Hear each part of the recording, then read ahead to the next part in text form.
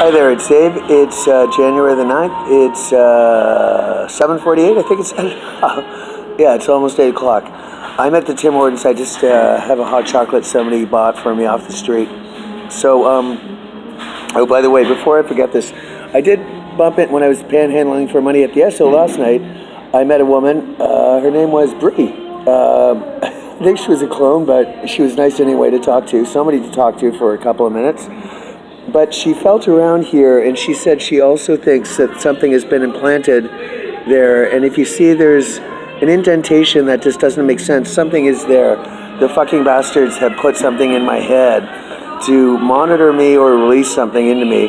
I have a weird twitching on my left hand. Two of the fingers every so often will suddenly just twitch 3 times.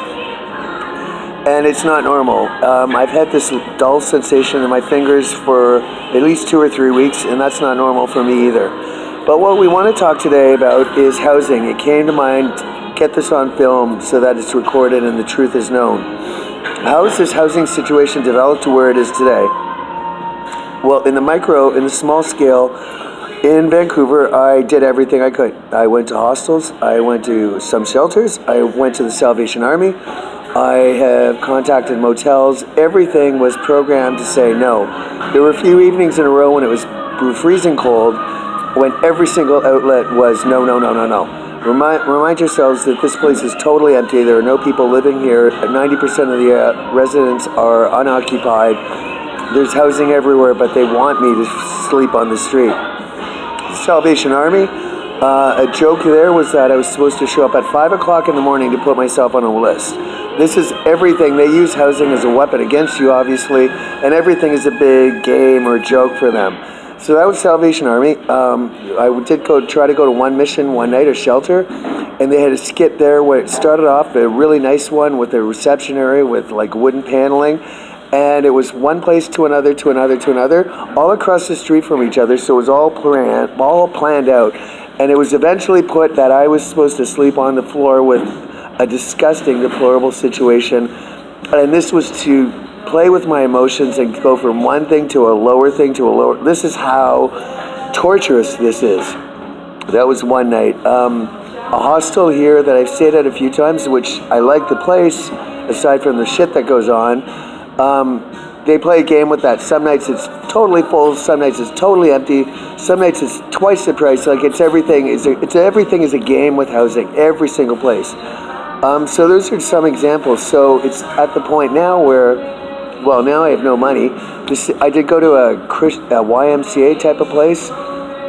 They let me stay one night, and then 2 nights they just refused me for no reason whatsoever. And they wouldn't even give me any food.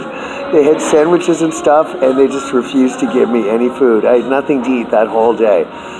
When I say there's a hunger strike, and by the way, Mr. President, we're on day 29 by right now. Don't forget that, day 29. I haven't had a meal in over a month, including Christmas, when you and everyone in Washington and Ottawa hightailed it out of town and left me with no food, no clothing, no bed. I slept on Christmas Eve and Christmas Day on the street outside, freezing. That's why I'm not letting this up. I will not allow the United States government to murder me without a fight. So that's the housing. So right now then, I am sleeping every night on the street, except the last couple of nights have been so goddamn cold that I can't even get to sleep. Before I could at least sleep, but now the cold is so intense that I can't sleep. So I'm now spending my evenings. There's a coffee shop nearby where I'm residing, or my neighborhood. And it's a nice place. They have actually, their name is Brecca. All the bad people follow me all the fucking time, so it doesn't matter what name I put out. Only the good people are left to follow me now. Some of them do, though, all the time, too. But it's Brecca. I have to tell you, the management at Brecca, you make absolutely fabulous looking great stuff. It's like an old European deli that I worked at when I was in high school. They just have scrumptious strudels and black forest cakes, and they love food. They sell like artwork in this place. The food is just astronomically beautiful, and it tastes great, and it's reasonably priced too. So they're open 24 hours a day. So that's nice. So I stay there, except what the fucking goddamn Nazis here have done, these cunt clone cops, and I normally don't use that word very often, and I'm very sensitive to using it, but there are instances in life, and some women have agreed with me, where someone truly is just a cunt. No matter which way you slice it or dice it, they're just a cunt. And the clone cops are cunt clone cops. That's what I call them. So they have gone around now, and because they know that I'm not sleeping at all, they have got every coffee shop and the Tim Hortons and this Brecca that they come up to you in Starbucks where I go in the morning.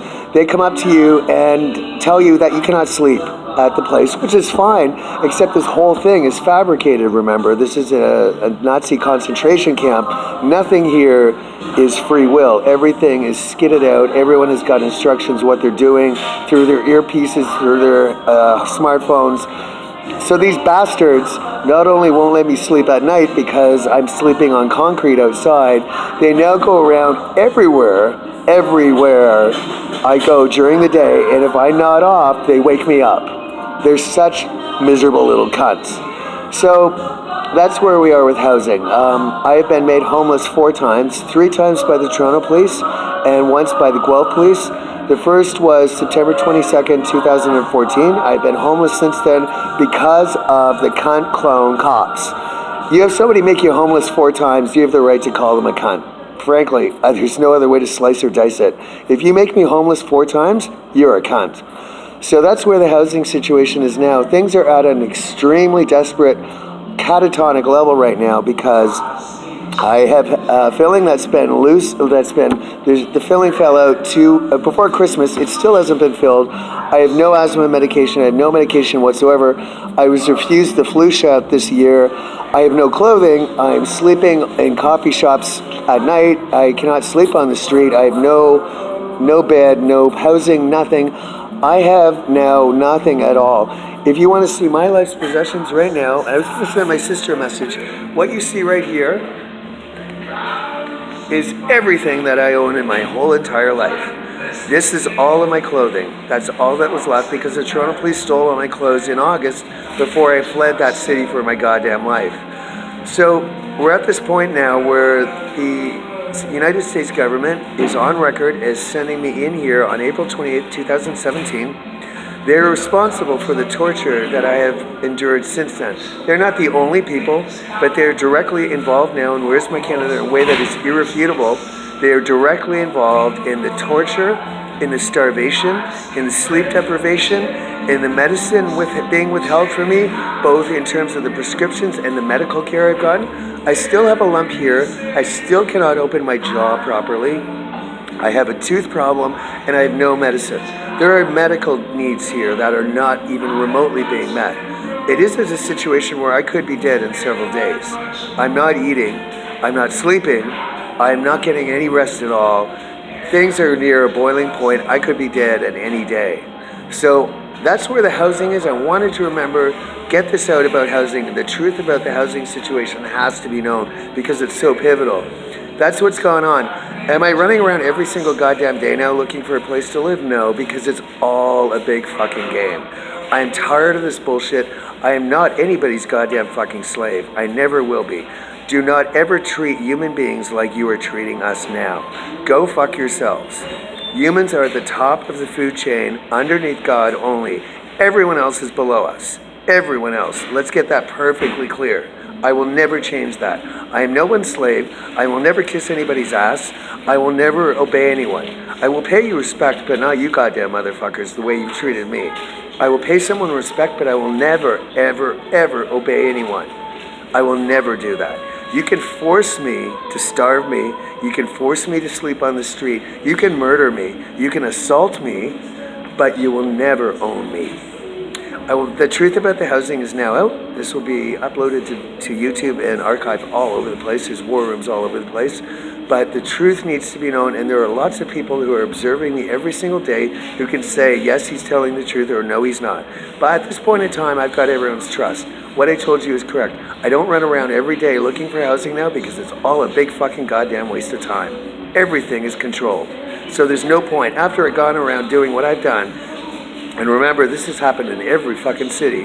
After I've done what I've done, it's pretty much clear that it's a waste of time. And I'm not begging someone by walking around 8 hours a day trying to find a place to sleep that night. I refuse to be controlled that way. So the truth of the housing is out. I'll talk to you again, and we do need a dentist. The dentist is not going away. The tooth is there. An asthma attack is waiting to happen, so tell the hospitals I'll be there shortly. This is a situation that is wildly out of control. The United States government, Mr. President, the reason that I demand a call with you, and I'm not backing down on this, is because, Mr. President, the United States government is now committing a crime against humanity against a Canadian citizen on Canadian soil. The United States government has been attempting to murder a Canadian citizen on Canadian soil. Mr. President, we need to talk.